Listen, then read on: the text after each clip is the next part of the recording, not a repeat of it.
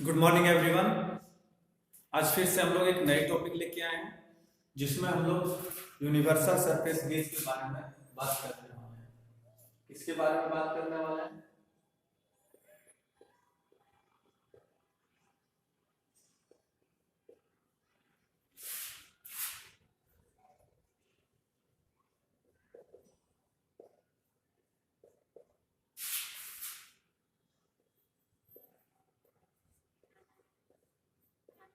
Universal surface gauge, इसके बारे में हम लोग बात करने वाले हैं। यूनिवर्सल सरफेस गेज हमारा क्या होता है? जैसे पिछले क्लास में हम लोग क्या देखे थे, पीछे के क्लास में हम लोग सरफेस गेज के बारे में बात किए थे। सरफेस गेज क्या था हमारा? सरफेस गेज एक हमारा मार्किंग टूल था जिसके द्वारा हम लोग क्या कर सकते थे, किसी भी जॉब पे समानांतर लाइन खींचना हो तो हम लोग खींच सकते थे, पर उससे हम ज्यादा एक्यूरेसी में मार्किंग नहीं कर सकते थे। उससे एक लगभग हम लोग अंदाज में क्या करते थे, उसके स्क्राइबर को खोल के हम लोग मार्किंग करते थे। तो उसी को उसका दूसरा रूप एक बनाया गया है जिसमें हम लोग क्या कर सकते हैं, 1 mm या फिर ½ mm तक के एक्यूरेसी में भी जो भी मेजरमेंट होगा उसको हम लोग खोल के मार्किंग कर सकते हैं। उसी को हम लोग क्या बोलते हैं, यूनिवर्सल सरफेस गेज। तो इसको ऐसे समझेंगे, यूनिवर्सल सरफेस गेज एक हमारा मार्किंग टूल है जिसके सहायता से हम लोग 1 mm या फिर 0.5 mm तक की छोटे माप का भी हम लोग मेजरमेंट करके मार्किंग कर सकते हैं। यूनिवर्सल सरफेस गेज के द्वारा हम लोग स्ट्रेट लाइन का मार्किंग करना हो या फिर दिए गए ड्राइंग के अनुसार जो भी मार्किंग करना हो, लेथ मशीन के फोर्जा चक का सेंटरिंग करना हो, फोर्जा चक में जॉब को होल्ड करके सेंटरिंग करना हो, या फिर किसी वर्कपीस का सेंटर फाइंड करना हो, तो हम लोग क्या कर सकते हैं, यूनिवर्सल सरफेस गेज की सहायता से हम लोग आसानी से कर सकते हैं। ये हमारा क्या होता है, यूनिवर्सल सरफेस गेज। अभी सब हम इसका इंट्रोडक्शन देख रहे हैं।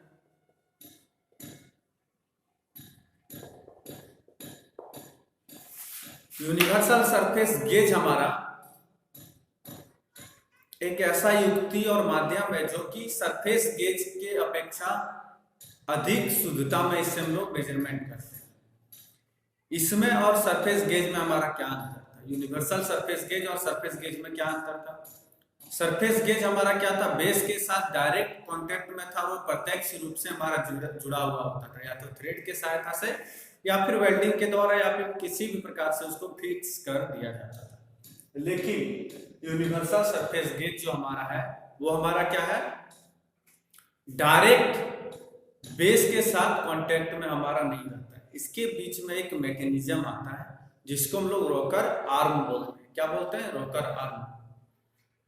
तो यूनिवर्सल सरफेस गेज का स्पिंडल हमारा बेस के साथ डायरेक्ट नहीं जुड़ के हमारा रोकर आर्म के साथ जुड़ा रहता है, जो कि रोकर आर्म हमारा एक फाइन एडजस्टिंग यूनिट के साथ जुड़ा रहता है, जिसके कारण हम लोग उससे फाइन एडजस्टिंग यूनिट का प्रयोग करते हुए अधिक से अधिक एक्यूरेसी में हम लोग जॉब का मेजरमेंट के अनुसार हम लोग मार्किंग उस पर कर सकते हैं।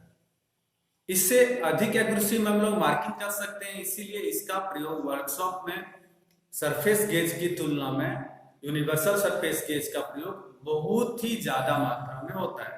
और अधिकांश हम लोग जो प्रयोग में लाते हैं वहां पे हमको यूनिवर्सल सरफेस गेज ही देखने के लिए मिलता है। ठीक है, अब हम लोग चलते हैं, यूनिवर्सल सरफेस गेज देख लिए, उसका परिचय देख लिए। अब हम लोग इसके कंस्ट्रक्शन के बारे में बात करते हैं। बनावट,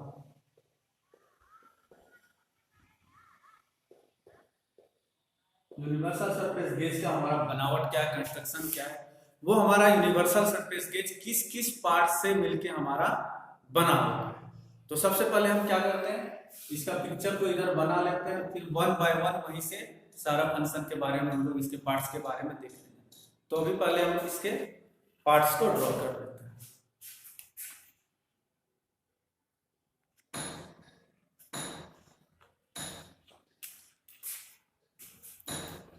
ठीक है, तो हम लोग इसका कंस्ट्रक्शन था, इसका पूरे पार्ट्स को हम लोग पूरा बनाए, क्या कि इसके पूरे पार्ट्स को हम लोग यहाँ पे ड्रॉ कर लें। अब हम लोग कुछ नहीं करते हैं, वन बाय वन हम लोग इसके पार्ट्स को समझने का कोशिश करेंगे, हमारा ये क्या क्या पार्ट्स मिलकर बना हुआ, ठीक है। तो सबसे पहले हम लोग इसका ऊपर से स्टार्ट करते हैं। पहला नंबर हम लोग का क्या है, स्क्रैप। तो स्क्रैबर क्या है, इसका कार्य क्या है? तो यूनिवर्सल सरफेस गेज का स्क्राइबर हमारा हाई कार्बन स्टील का बना होता है। हाई कार्बन स्टील का बना होने के साथ साथ इसके पॉइंट को हार्डनिंग और टेम्परिंग कर दिया जाता है।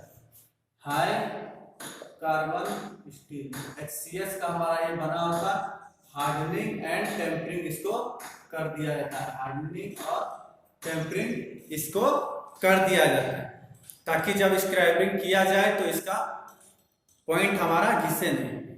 उसके साथ साथ स्क्राइबर का एक सिरा हमारा सीधा होता है, दूसरा सिरा हमारा 90 डिग्री में मुड़ा हुआ होता है, ठीक है। ये हमारा क्या था, स्क्राइबर। दूसरा हमारा पॉइंट हो गया सनक। सनक क्या है? सनक हमारा स्पिंडल के साथ जुड़ा होता है जो कि स्क्राइबर को होल्ड करने का कार्य करता है। उसी को हम लोग क्या बोलते हैं, सनक बोलते हैं। सनक क्या है? सनक हमारा स्पिंडल के साथ जुड़ा होता है जो कि स्क्राइबर को होल्ड करने का कार्य करता है, उसको हम लोग सनक बोलते हैं। तीसरा हमारा हो गया है कि क्लैंपिंग नट। क्लैंपिंग नट, क्लैंपिंग नट हमारा एक ऐसा युक्ति या जुगाड़ है जिसके द्वारा हम लोग क्या करते हैं, सनक के साथ स्क्राइबर को हम लोग होल्ड करते हैं। जब हमारा सनक के साथ स्क्राइबर होल्ड होता है तो इसी स्क्रू के द्वारा हम लोग स्क्राइबर को आगे पीछे एडजस्टमेंट करते हैं और उसको टाइट करते हैं, या फिर सनक को हम लोग ऊपर नीचे स्पिंडल पे स्लाइड करना होगा तो इसी क्लैंपिंग नट के सहायता से हम लोग उसको एडजस्ट करते हैं। चौथा हमारा हो गया स्पिंडल। स्पिंडल हमारा क्या है? स्पिंडल हमारा माइल्ड स्टील से बना होता है और उसको केस हार्ड कर दिया जाता है। क्या होता है, माइल्ड स्टील का बना होता है उसको केस हार्ड कर दिया जाता है, जो कि हमारा बेस के साथ डायरेक्ट हमारा नहीं जुड़ा होता। बीच में एक ऑब्जेक्ट लगा होता है जिसको हम लोग रॉकर आर्म बोलते हैं। स्पिंडल के साथ ही हमारा सनक जुड़ा होता है, स्क्राइबर जुड़ा होता है। स्पिंडल हमारा किसके साथ जुड़ा होता है, रॉकर आर्म के साथ जुड़ा होता है। स्पिंडल का कार्य हो जाता है स्क्राइबर को सनक के साथ उसके ऊपर हाइट के अनुसार, मार्किंग के अनुसार, डायरेक्शन के अनुसार, एंगल के अनुसार एडजस्ट करना। अपने साथ डिफरेंट एंगल में, डिफरेंट ग्रेजुएशन में, सारे चीजों में इसको एडजस्ट करते हुए ले जाना ही हमारा क्या कहलाता है, स्पिंडल कहलाता है। ठीक है, यहां से स्पिंडल क्लियर हो गया होगा। स्पिंडल हमारा किस चीज से जुड़ा हुआ है, रोकर आर्म के साथ। तो इस बार हम लोग का पांचवा पॉइंट क्या हो गया, रोकर आर्म।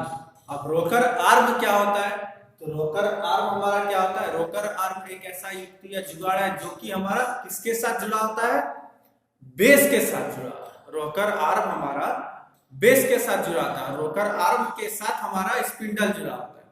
रोकर आर्म के सहायता से हम लोग क्या करते हैं, स्पिंडल को एंगल का मूवमेंट देते हैं। क्या करते हैं, स्पिंडल को हम लोग किसी भी एंगल में झुका के या फिर बढ़ा के हम लोग किसी भी एंगल में स्पिंडल को सेट करते हैं। रोकर आर्म के द्वारा ही हमारा ये संभव हो पाता है। रोकर आर्म में ही हमारा क्या होता है, फाइन एडजस्टिंग यूनिट लगा होता है। क्या होता है, रोकर आर्म में ही हमारा यहाँ पे दिख रहा है फाइन एडजस्टिंग यूनिट लगा होता है।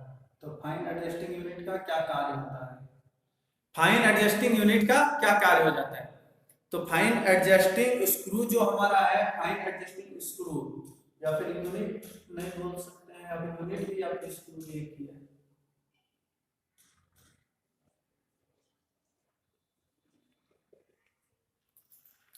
फाइन एडजस्टिंग स्क्रू हमारा किसके साथ जुड़ा होता है, रोकर आर्म के साथ जुड़ा होता है। ये हमारा क्या करता है, 1 mm या फिर 0.5 mm तक के सूक्ष्मता में हम लोग का जॉब को क्या करता है, आसानी से ये सेट करता है। और ग्रेजुएशन को सेट करने के बाद आसानी से ये मार्किंग कर लेता है। उसको हम लोग क्या बोलते हैं, फाइन एडजस्टिंग स्क्रू यहां से हमारा ये खत्म हो गया। छठा, सातवां पॉइंट हमारा क्या है, गाइड पिन।